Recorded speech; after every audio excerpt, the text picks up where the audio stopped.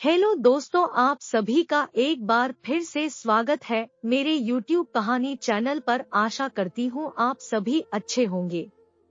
आज की कहानी आधारित है बोझ। कविता अपने माता पिता की बहुत लाडली थी।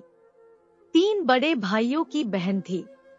कोई भी चीज मांगने पर उसी वक्त सामने हाजिर हो जाती। पूरे घर में रौब था उसका।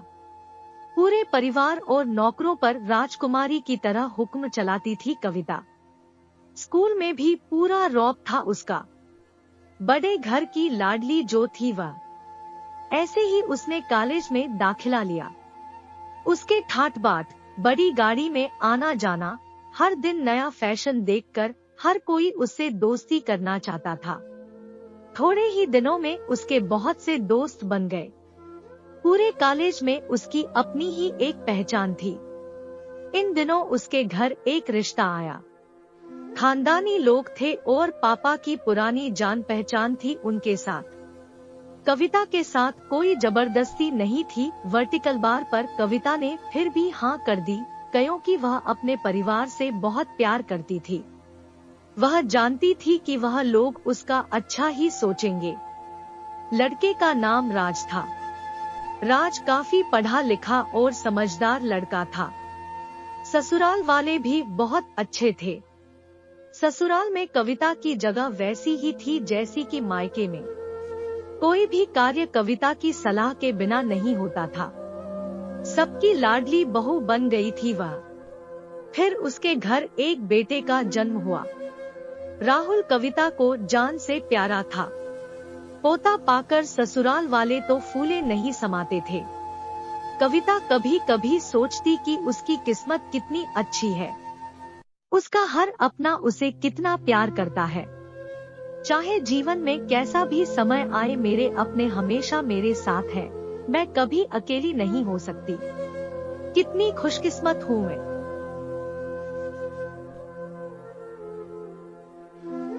पर शायद कविता की खुशियों को उसकी अपनी ही नजर लग गई थी। एक दिन वह मायके जाने की जिद कर बैठी। राज को बहुत काम था, लेकिन वह फिर भी उसे ले गया। रास्ते में उनकी गाड़ी अन्य गाड़ी से टकरा गई। कविता, राज और राहुल बहुत बुरी तरह से जख्मी हो गए। काफी दिनों के इलाज के बाद राज और राहुल तो ठीक हो गए, लेकिन कविता पूरी तरह ठीक ना हो सकी। सर पर चोट लगने के कारण वह अपनी आंखों की रोशनी खो बैठी। अब कविता की किस्मत जैसे उल्टे पांव चलने लगी। मायके वाले कुछ दिनों तक उसे मिलने आते रहे, फिर कभी कभार फोन ही करके पूछ लेते कि अब कैसी हो। धीरे धीरे ये सिलसिला भी कम हो गया। ससुराल वालों की सहानुभूति भी कम होने लगी। घर में किसी को पास बैठने के लिए कहती तो जवाब मिलता, बहुत काम है, अब तुम भी हाथ नहीं बंटा सकती। राज भी चिड़चिड़ा हो गया था। बस राहुल ही था उसके साथ, जिसके साथ हंसते खेलते उसका वक्त गुजरता। एक दिन कविता के हाथ से कुछ सामान गिर गया, जिसकी वजह से राहुल को हल्की सी चोट लग गई। कविता के सास ससुर ने राहुल को उससे अलग कर दिया कि कहीं उसके ना देखने की वजह से बच्चे का कोई नुकसान ना हो जाए। कविता अंदर से टूट चुकी थी। एक दिन उसने सबके सामने मायके जाने की इच्छा रखी तो राज उसे तुरंत मायके छोड़ आया, जैसे कि वह भी यही चाहता था। लेकिन राहुल को उसके साथ नहीं भेजा गया। कविता कभी राहुल से दूर नहीं रही थी, पर अपनी कमी के कारण उसने ज्यादा बहस नहीं की। कविता को लगा कि वह 3-4 दिन वहां रहेगी तो थोड़ा हवा पानी बदल जाएगा, क्योंकि वह कितने दिनों से कहीं भी बाहर नहीं गई थी। घर वाले भी इतने दिनों बाद उसे देखकर कितने खुश होंगे। कविता के घर पहुंचने पर सब लोग बहुत खुश हुए। खाने में सब कुछ कविता की पसंद का ही बना था। उसने अपने मम्मी पापा और भाई भाभीओं से दिल खोलकर बातें की। उनके छोटे छोटे बच्चे भी बुआ के साथ घुल मिल गए थे। रात को सोने के वक्त जब वह कपड़े बदलने लगी तो उसे पता चला कि उसका बैग तो बहुत भरा हुआ था। वह सब समझ गई। वह बहुत उदास हो गई। कुछ दिनों तक तो सब ठीक रहा, फिर जैसे सब बदलने लगा। सबका व्यवहार बदल रहा था। वह लोग जैसे थक चुके थे उससे। सब लोग घुमा फिरा कर पूछने लगे कि राज कब आ रहा है उसे ले जाने। वह बहाना बना देती, जबकि वह जानती थी कि उस घर में अब उसके लिए कोई जगह नहीं। कविता से चलते वक्त कुछ ना कुछ नुकसान हो जाता। थोड़ी बहुत टोका-टाकी उसे सुनाई देती, वह टाल देती। एक दिन उसके हाथ से लगकर एक कीमती फूलदान टूट गया। छोटी भाभी ने बहुत हंगामा मचाया।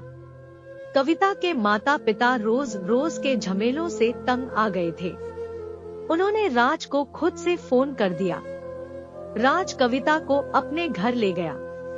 कविता को अपने परिवार वालों से ये उम्मीद ना थी। जिस कविता के कहे बिना घर में एक पत्ता भी नहीं हिलता था, उस घर के लिए वह अब बोझ बन चुकी थी।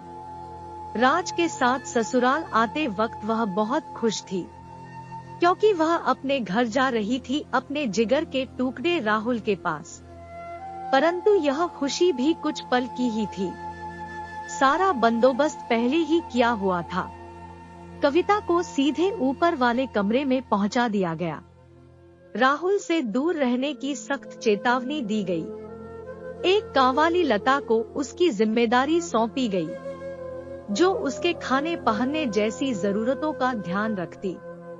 कविता ज्यादातर चुप ही रहती। कभी कभी कांवाली लता से थोड़ा बतिया लेती। उसके जरिए राहुल का पता चल जाता। सबकी लाडली बेटी और बहू सबके लिए लाडली से बोझ बन चुकी थी। धन्यवाद दोस्तों, आज की कहानी यहीं पे समाप्त होती है। प्लीज लाइक और सब्सक्राइब करना न भूले और आप सबको कहानी कैसे लगी कमेंट में जरूर बताएं। मिलते हैं अगली कहानी के साथ। धन्यवाद।